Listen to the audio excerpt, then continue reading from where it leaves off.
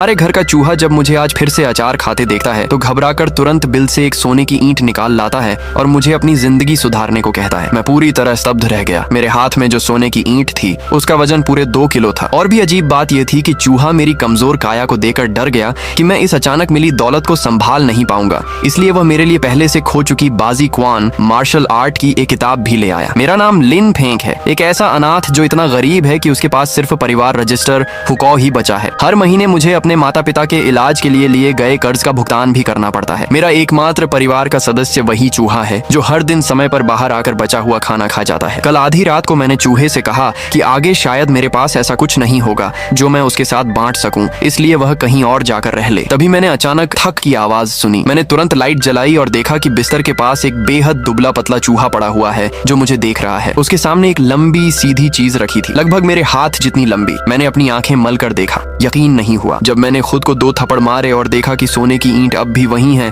तब समझ आया कि यह सपना नहीं है, यह सचमुच असली सोना है। अगर बाजार भाव के अनुसार 1 ग्राम सोना लगभग 1000 रुपए का है तो 2 किलो यानी 2000 ग्राम का मतलब हुआ 20 लाख रुपए। मैं अमीर हो गया। इन 20 लाख से मैं गांव वालों के 3.8 लाख का कर्ज चुका सकता हूँ और फिर भी 16.2 लाख बचेंगे जो मेरी बचत होगी। ये सब मैंने कभी सपने में भी नहीं सोचा था। मैं खुशी से उछल पड़ा और तुरंत बचे हुए सूखे बन रोटी को निकालकर छोटे छोटे टुकड़ों में तोड़ा और बड़े आदर से चूहे के सामने रख दिया। अब वह मेरे लिए बाप के समान था। मुझे उसकी अच्छे से सेवा करनी थी। चूहा खाने के बाद डकार लेता है और अपने पंजों से टूटा हुआ बिल दिखाता है। ये देखकर मैं जल्दी से कहता हूँ, भाई चूहे, कल मैं तुम्हारे लिए नया घर बना दूंगा। चूहा सिर हिलाता है और धीरे धीरे वापस अपने बिल में चला जाता है। शांत होने के बाद मैंने इंटरनेट पर सोने को बेचने के तरीके खोजे। बैंक और ज्वेलरी शॉप्स खरीद का प्रमाण मांगते हैं, लेकिन केवल गिरवी दुकान पॉन शॉप बिना प्रमाण के भी खरीद लेती है, जो मेरे इस चूहे की भेंट के लिए बिल्कुल सही था। अगली सुबह मैं सोने की ईंट लेकर सीधे गिरवी दुकान पहुंचा और अंदर जाकर स्टाफ से कहा कि मुझे एक कमरे में बात करनी है। ऑफिस में पहुंचने पर जो मिंग ने पहले तो ध्यान नहीं दिया, लेकिन जैसे ही उसने दस्ताने पहनकर सोने की ईंट उठाई, उसका चेहरा बदल गया। ये तो प्राचीन सोने की ईंट है। अगर यह सिर्फ साधारण सोना होता